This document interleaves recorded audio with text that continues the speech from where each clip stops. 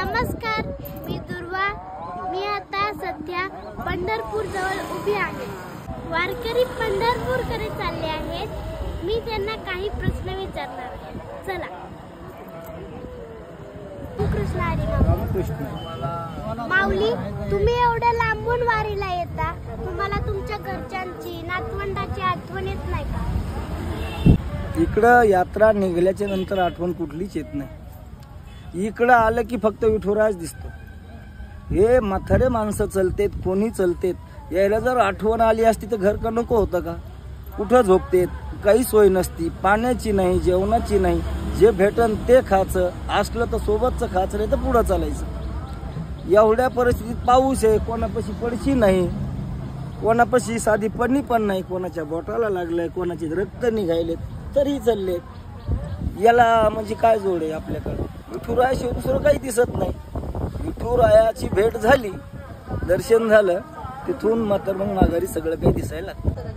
जर तुम्हाला प्रत्यक्षात विठुराय भेटला तर तुम्ही काय मागाल?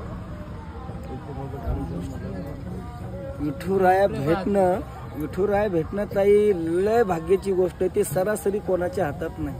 साधू संत गेले, आनंदी राहिले, हरिनामी झाले कृतज्ञ. विठुरायाच्या चरणी ठाव भेटणं, नामा मने मज येथेची ओ ठेवी, वास सदा देई चरणाजवळी. याच्या पुढे दुसरा काय मागणार? तुम्ही सर्वजण एक सारखे कपडे का घालता? त्याचं कारण असं आहे, आपण वारकरी सांप्रदायिक मंडळी आहे आणि वारकरी संप्रदायाने हा पांढरा पोशाख निवडलेला आहे.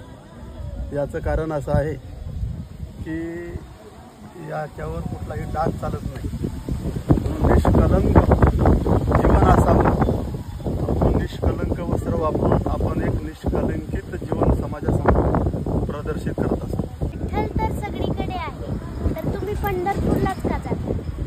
ठीक आहे, त्याचं कारण असं आहे, विठ्ठल सगळीकडे जरी असला तरी तो सामान्य रूपानं आहे आणि पंढरपूरला तो विशेष रूपानं आहे.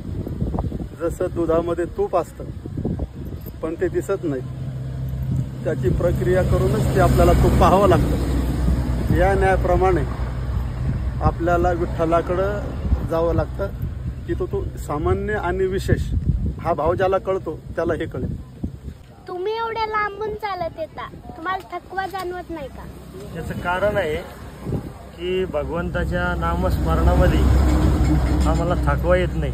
कारण तुकाराम महाराजाचं एक प्रमाण आहे, चालिले न वाटे गावून या जाता वाटे.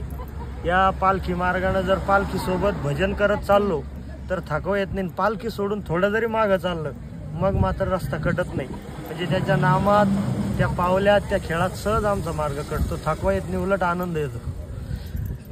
खूप सुंदर. माऊलीने दिलेले उत्तर, त्यांचा आनंद पाहून माझा आनंद खूप वाढला आहे आणि मी आता जात आहे पंढरपूरला.